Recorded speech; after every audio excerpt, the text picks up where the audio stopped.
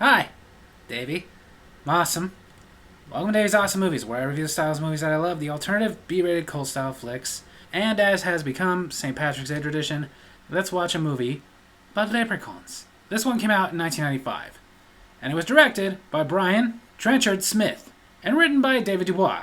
Of course, based on characters by Mark Jones. Produced by Jeff Jeffrey, Walter Jostin, and Henry Segerman. Made by Trimark Pictures and Blue Rider Productions. And distributed by Vidmark Entertainment. Ladies and gentlemen, Leprechaun 3. The movie opens with a man going into a pawn shop. A man with an eye patch, a hook hand, one leg, and a tattoo on his knuckles that says Lucky. Clearly. He's pawning a statue of a leprechaun that has a medallion on it.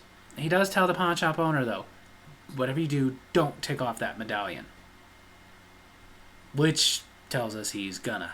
And not only does he do that, but that's the first thing he does when Lucky leaves. So no build up to this one, just here's how the leprechaun came about. Not only that, but whereas the statue is gone, in its place is a pot of gold. And the owner doesn't think this is at all suspicious. He's just going nuts over his pot of gold. But you know what? Maybe he'll think this is suspicious. Oh my god. He summoned Mike Tyson. I don't care if that reference is dated. It's still a brilliant joke. Screw you. After biting off the pawn shop owner Gupta's ear and his big toe, apparently this leprechaun is a cannibal, he frightens the leprechaun with the medallion. So the first movie, it's 4-leaf clovers. Second movies, it's wrought iron. This movie, it's a medallion. It's pretty clear these movies are not connected, which is why they never explain how the exact same looking leprechaun is back. Then we see our leads. Scott, a man on his way to Los Angeles, pulling over for a girl in distress, Tammy. Her car broke down and she needs a ride to work, even though this guy who's offering her a ride is looking at her very creepy. If Tammy is really this trusting, I'm surprised that she is still alive. Back to the leprechaun, he runs off with his pot of gold. But, like the other movies, I'm 1 shilling short! And like the other movies, we can't have that. Scott tells Tammy how he's on his way to Los Angeles for college. He just graduated high school, and he wants her to sneak him into the casino that she works in, because he's never seen a casino, because he's only 18, right out of high school. Sure, he looks 18. Gupta wants the rest of the coins, so he goes after the leprechaun. You know, I'm going to say this. If he had bitten off my ear and big toe, I'd let it be. Gupta has a gun. I mean a medallion. That helps Gupta get away and regroup. I would just leave. Tammy did sneak Scott in under the condition that he does not gamble. He just walks around. Which, by the way, you are allowed to do that. I had seen many casinos before I was 21. You basically just have to keep walking through, go to whatever you're there for, restaurant, bowling alley, what have you. You know, don't touch the machines, don't even sit down on one of the stools because you're waiting on somebody, but you can walk around. But while he's walking around, he decides he's going to gamble. He decides to cash in his tuition check, and they let him because it's $23,000. In real life, a casino wouldn't give a crap how much money you actually had. Even a small casino. It's still not worth losing all the money they're going to make when they get shut down for allowing somebody under 21 to gamble. But honestly, I don't think that they let him because it was $23,000. I think they let him because they looked at him and went like, yeah, okay, he's definitely old enough. Gupta makes an offer to the leprechaun. He'll give the leprechaun the medallion for half of his pot of gold. The leprechaun has other plans, though. I mean, who would have seen that coming? Besides literally everybody else watching. Scott goes to a roulette table and loses all $23,000. So the roulette girl, Loretta, tells him there's a pawn shop next door. He can go pawn his watch. Make his money back. This must be the place. Yeah, it must be. Scott goes into the pawn shop to find Gupta dead. And he calls the police and finds the gold coin. At the same time, Gupta had a program on his computer through his CD-ROM. That's how old this goes back. where it was talking about leprechauns, and he overhears it telling them how if you find a leprechaun's gold, you get a wish. So, not thinking anything of it, just wishes that he was back in the casino on a winning streak.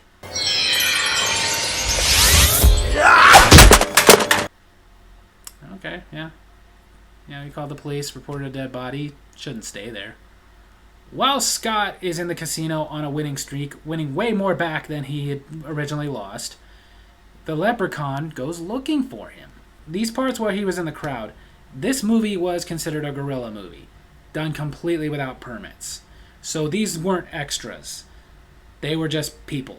Apparently, while filming, lots of people saw it going on and decided to come over and meet Warwick Davis as the Leprechaun, interrupting a lot of filming. After Scott wins a bunch of money and decides to walk away, Loretta watches him as he bumps into Tammy, who we have found out works at that casino as a magician's assistant. A terrible magician, but still. She is mad at Scott because he promised her no gambling. He did such a great job that they comped him a room. That really happens. And Loretta watches as Tammy tells him, go up there and don't open the door for anybody. I'm honestly thinking that you should leave before they card you, take all their money back, have you arrested. But then again, maybe not. They'd probably just tell you to leave. Because they're also going to get in a lot of trouble for letting you gamble in the first place. Loretta calls over the crappy magician that Tammy works for, Fazio. Great name. And they plan on how to steal Scott's money. I mean, he can't just make it disappear. He's not a good magician. Fazio sneaks into Scott's room. Scott catches him, so Fazio punches him, grabs the coin, and runs off. But just as Fazio leaves, Scott gets a visitor. Room service. You got him some cereal? The leprechaun attacks! I wonder if that's going to turn out to be something. Fazio takes the coin to Loretta. He doesn't care about it. Loretta gets that coin taken away from her by Mitch, the casino manager, who, while holding it, just nonchalantly mentions how he wishes that Tammy wanted him. But I'm guessing that even the leprechaun doesn't have that much power. I want you more than any man I've ever known in my life. Okay, I guess I was wrong. Not only does it make her want him, but also turns her into a crappy Marilyn Monroe impersonator. They go up to Mitch's room, which gives us the impression that he is a big fan of Hugh Hefner. And she tells him she's going to make him hot. And then, What? I'm gonna make you burn. You know, if a girl said this stuff to me, I'd be like, you know, as hot as you are, it sounds like you're telling me you're going to give me the clap. Before they can get really down to business, Loretta sneaks in and steals the coin, which makes Tammy snap out of it, just before she was about to remove her top. No! Sorry, Josh.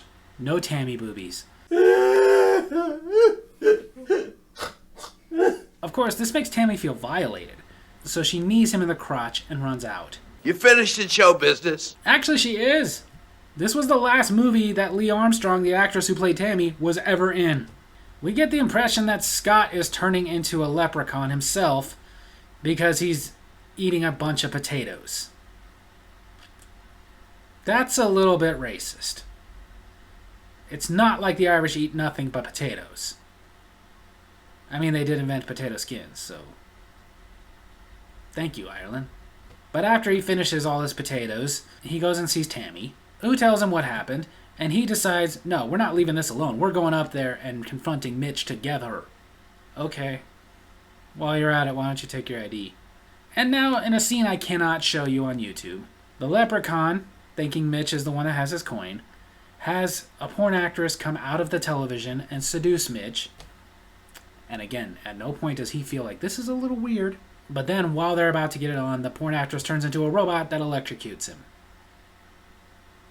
It is as ridiculous as it sounds. After he's dead, Scott and Tammy come in to confront him. Where's me silly? Where's the robot? I was going to give that to my brother.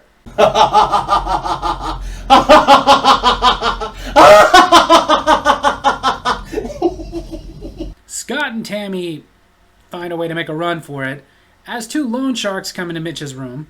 They were looking for Mitch. He owes them money. I'm guessing he's not going to pay you now. But the leprechaun makes quick work of them. So there was really no point to these two characters. They were just basically there. Now to Loretta. She figured out the whole wishing thing, So she grabbed the coin and wished to be young and beautiful. And for some reason, her wish did not come true. I mean, I get they're portraying that, but nah. But before the leprechaun could get to her, Fazio had taken the coin from her. So the leprechaun just decides to do an upgrade. Where are you going? He's turning her into one of the Real Housewives of... Who cares what city? They're all the same. He makes her plump and plump and plump until... I don't care what you say, that was cool. Scott and Tammy decide to go to the pawn shop to get some answers. And while they're there, that program of the leprechauns is still running on the computer. And it tells them the only way to destroy a leprechaun is to destroy his pot of gold. So Tammy says that's what they gotta do. Oh no, how can you say that, darling? And with that accent, Ireland is pissed off. But they'll get over it. Don't take that the wrong way. I'm not saying because they are drunk. I'm saying because they're kind of carefree. And a little drunk. With his new leprechaun powers, Scott finds the gold. Oh, isn't it lovely? Is Tammy really not putting this together? The real leprechaun returns. I don't like what I'm seeing. None of us do. But we have to get through this one so we can see you go to space. They run out, and because of what's going on with Scott, Tammy decides to take him to the hospital. The leprechaun needs a ride. Get out of the road! Again, this was a guerrilla movie. No permits. Apparently during this scene, cars kept stopping to give him a ride. And I can't blame that one. If I could get a leprechaun-looking Warwick Davis in my car, why not? While Scott is in the hospital, the leprechaun needs to sneak in with a disguise. Perfect. The doctor and his nurse are going through Scott's stuff, trying to figure more out about what's going on, and they find his money from the casino. This triggers Scott's leprechaun prowess to escape, knock them out, and flee, but not kill them. Apparently you have to be fully leprechaun to do that. As far as Tammy, she ends up in the morgue with the leprechaun. Cut her nose and I'll hack off your toes. I say you should cut off her nose. Then she won't know how much this movie stinks. They tell him Fazio's the one that has his coin, and then they make him flee because it turns out Tammy had taken the medallion. So why didn't you use that before he strapped you down and tried to cut off your nose?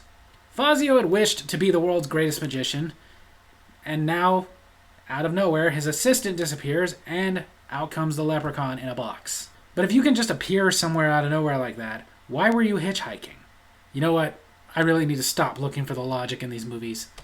Because after this, he's going to space, and then after that, he's going to the hood. And then he's going to go back. To get the coin, the leprechaun decides to do a trick of sawing Fazio in half, right in front of the audience. But it turns out it's not really a trick. Scott and Tammy rush in, and the audience rushes out.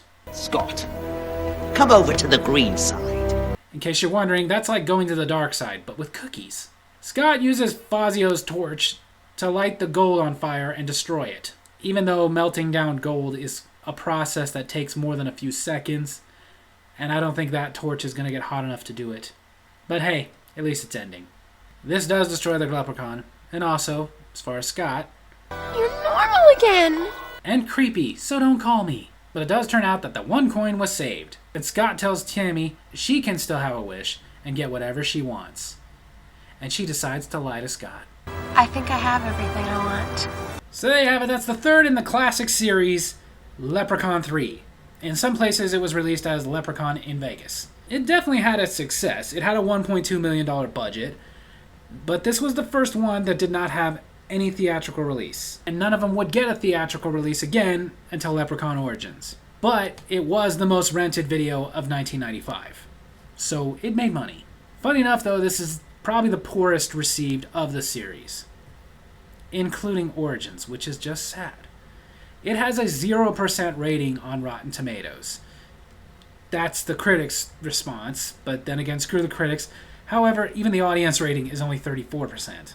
I will say this, I do like this one, but I will agree that of the original 6 movies, definitely my least favorite. Probably, though, because there really wasn't anything that special about it. The first one was really special because, well, it was the first one. Also had Rachel. The second one, it was a sequel to that one. So, we got the Leprechaun back. Got a different story out of it. The next one, which happens to be my favorite, he goes to space. So ridiculous, that's awesome. After that, he goes to the hood. Not really ridiculous, but fun and stupid. And then he goes back to the hood, so why not? This one, it just kind of felt like it was just another sequel. I mean, it's the only one where somebody else starts turning into a leprechaun, but that was just kind of dumb. But at least it did follow the tradition of somebody in their late 20s, early 30s, pretending to be a teenager. Not only did this do very well renting, but even buying. It was said that in 1995, this was the highest grossing direct-to-video movie, which definitely means it made more than its money back. Because believe it or not, as much as people think that all these theatrical releases make huge amounts of money, not always. As a matter of fact, a lot of studios have found that they can make a lot more money keeping the budget low, releasing it direct-to-video, and that being a success. This movie was shot in only 14 days, and out of those 14 days, only one day did they film at all in Vegas. The rest of it was filmed near Vegas, but not in it. And most of those were just the shots of him running up and down the strip, him hitchhiking, outdoor exterior shots of the casinos and whatnot, just so you got the impression it's Vegas. But I will say kind of ballsy, because again, it was a guerrilla film, no permits at all. They could have been shut down for that. They didn't even go through the union just so that they could keep the budget down. Whereas with critics and audiences, this movie was definitely nobody's favorite. The one person whose favorite it was Warwick Davis. He said of the Leprechaun series, this one is his favorite because it was the first one where they really delved into the whole comedy aspect. Not like the first two where, yes, it was comedic, there was comedy in it, but it was mostly focusing on the horror. This was more focusing on the comedy. He also said that he felt that the director was a very good director. He loved working with him. So I'm glad you had a pleasant experience. Then again, that does kind of go to show what Bruce Campbell has talked about. When people would ask, what's his favorite movie to make, he would say he doesn't really like answering that because basically the movies that are fun for him to make are the ones that you don't like. The ones that you really like are probably the least fun for him to make. Kind of shows a little truth to that in this. However, like I said, I do feel it's fun. It's worth watching. It's a Leprechaun movie, so you can't really go wrong there. I just, again, would say that of the original 6 films, my least favorite of those. But still entertaining and worth watching. I don't think it deserved to get a 0 from critics or a 34 from audiences. I'd put it a little bit higher than that. So on that note, as far as recommending Leprechaun 3, I would definitely recommend it. You should see it along with the series. I wouldn't say see it by itself, but I would recommend the Leprechaun series, including number 3, and enjoy it. So there you have it. That's my movie review this week. Hope you guys enjoyed it. And if you did, make sure to hit like, hit subscribe, hit the little bell so you get notifications when I post videos, and leave a comment I can respond to in my next comment corner. Tell me what you thought of Leprechaun 3. Tell me if this is actually your least favorite in the series, or if you think another one was worse. Love you guys.